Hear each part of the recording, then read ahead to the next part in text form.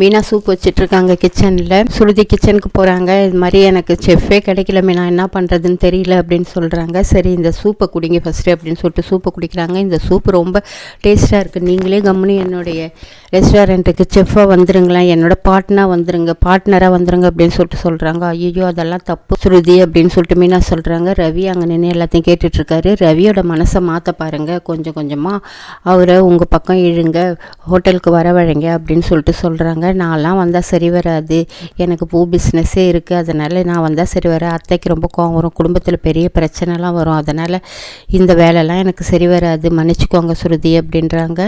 ரவியை நீங்கள் நல்லா கன்சல்ட் பண்ணுங்கள், அவர்கிட்ட பேசுங்க, அவரை கூட்டிகிட்டு வந்து டைம் இருக்கும்போது வரவழைங்க அப்படின்னு சொல்லிட்டு சொல்கிறாங்க. சரி அப்படின்னு சொல்லிட்டு ஸ்ருதியும் கேட்டுட்டு போயிடுறாங்க. ரவி வராரு. அண்ணி நீங்கள் பேசுனதெல்லாம் நான் கேட்டுட்டு இருந்தேன், ரொம்ப தேங்க்ஸ் அண்ணி அப்படின்னு சொல்லிட்டு சொல்கிறாங்க. இல்லை ரவி, நீங்கள் ஒரு நாளைக்கு டைம் இருக்கும்போது நீங்கள் போயிட்டு வரலாம், அங்கே அப்புறம் பார்த்துக்கலாம் எதுவாக இருந்தாலும் அப்படின்னு சொல்லிட்டு சொல்கிறேன். சரின்னு ரவியும் சொல்லிட்டு போயிடுறாரு. சரி அண்ணி அப்படின்னு சொல்லிட்டு கேட்டுக்கிட்டு போயிடுறாரு. இப்போ எடுத்துகிட்டு வந்து அண்ணாமலையை கொடுக்குறாங்க. விஜயா வராங்க, விஜயா கொடுக்குறாங்க. எல்லாருக்கும் சூப் குடிச்சிட்ருக்காங்க. முத்து வராரு. சூப் வாசனை படிக்கிட்டு வரைக்கும் வருது அப்படின்னு சொல்லிட்டு சூப்பு கொடு அப்படின்னு சொல்லிட்டு பிடுங்கி குடிக்கிறாரு. இவ்வளோ சூப்பராக இருக்கே, இவ்வளோ டேஸ்ட்டாக இருக்கே அப்படின்னு சொல்லிட்டு சொல்கிறாரு. எப்படி மீனா இவ்வளோ டேஸ்ட்டாக செய்கிறா, கம்முன்னு 6 மணியோட பூ வியாபாரத்தை முடிச்சுக்கிட்டு 6 மணிக்கு மேலே சூப்பு கடை போட்டுடலாமா அப்படின்னு சொல்லிட்டு கேட்குறாரு. கம்முன்னு அம்மாவோட யோகா கிளாஸில் போயிட்டு எல்லாருக்கும் சூப்பு கொடுத்துருவோமா அப்படின்றாரு. அது யோகா கிளாஸு, சூப்பு கொடுக்குற இடம் இல்லை, ஹோட்டல் ஒன்றும் இல்லை அது அப்படின்னு சொல்கிறாங்க. மீனா உனக்கு டாக்டர் பட்டமே கொடுக்கலாம் மீனா, இந்த மாதிரி சூப்பராக நீ டேஸ்ட்டாக சமைக்கிறதுக்கு அப்படின்னு சொல்கிறாரு. எனக்கு அந்த பட்டம்லாம் தேவையில்லைங்க அப்படின்னு சொல்லிட்டு சொல்கிறாங்க. அங்கேருந்து இங்கேருந்து அவளுக்கு போய் டாக்டர் பட்டம் கொடுப்பியா நீ? அவள் என்ன பண்ணிட்டா, இது எல்லாரும் சமைக்கிற சமையல் மாதிரி தான் இருக்குது, எல்லாரும் செய்கிற சூப் மாதிரி தான் இருக்குது, இதில் ஒன்றும் அவ்வளோ ஒன்றும் ஸ்பெஷலாக ஒன்றும் டேஸ்ட் இல்லையே அப்படின்னு சொல்லிட்டு விஜயா சொல்கிறாங்க.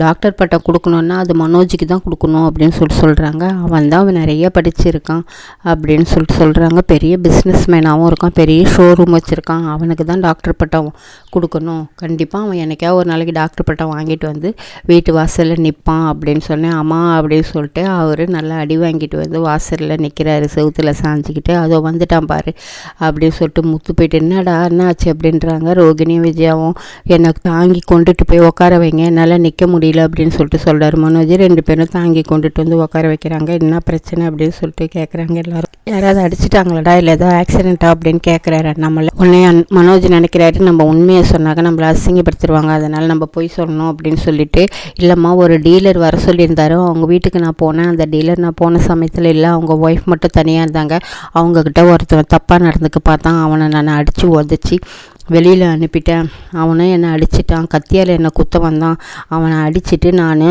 அவனை வெளியில் துரத்தி விட்டுட்டேன்பா, அதனால தான் எனக்கு கொஞ்சம் அடி வந்துச்சு அப்படின்னு சொல்லிட்டு சொல்கிறாரு.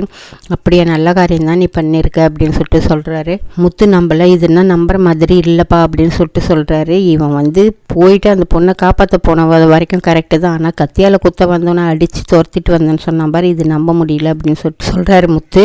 இருக்கட்டும், அவன் உயிரோடு வந்தானே அதுவே போதும் அப்படின்னு அண்ணாமலை சொல்கிறாரு. ரோகிணி உள்ளே கூட்டிகிட்டு போய் ஒத்தரம் கொடுத்துட்ருக்காங்க மனோஜுக்கு. உண்மையை சொல்லி, யாருக்கிட்ட அடி வாங்கிட்டு வந்த, என்ன பிரச்சனை, அங்கே எல்லார்ட்டையும் நீ பொய் சொன்னேன்னு எனக்கு தெரியுது, ஆனால் என்கிட்ட உண்மையை சொல்லு அப்படின்னு சொல்லிட்டு சொல்கிறாங்க. அப்போ இவர் உண்மையை சொல்கிறாரு. இந்த மாதிரி ப்ரோ ஒரு ஐடியா கொடுத்தாரு, ராணி கிட்ட போயிட்டு தப்பாக நடந்துக்க சொல்லி, அதனால் நான் நடந்துக்க போனால் அங்கே எல்லாரும் என்னை தொடப்பத்தாலே அடிச்சிட்டாங்க ரோகிணி அப்படின்றாரு.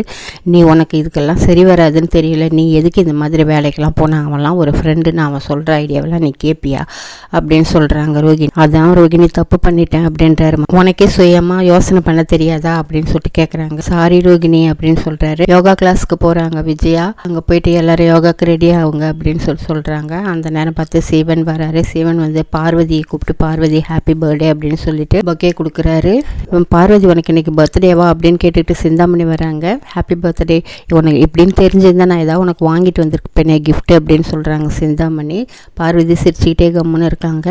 விஜயா இன்னைக்கு உனக்கு பிறந்த நாளா? உனக்கு பிறந்த நாள்ன்றது அவருக்கு எப்படி தெரியும், அவர் எதுக்கு உனக்கு எல்லாம் வாங்கி கொடுக்குறாரு அப்படின்னு சொல்லிட்டு கேட்குறாங்க. அந்த நேரம் பார்த்து மீனா வராங்க, ஃப்ரூட் பொக்கே கொண்டுட்டு வந்து கொடுக்குறாங்க. இந்த இடத்துலேருந்து தான் எனக்கு ஆர்டர் வந்துருந்துச்சு அப்படின்னு சொல்கிறாங்க. நான் எதுவும் பண்ணலையே அப்படின்றாங்க விஜயா.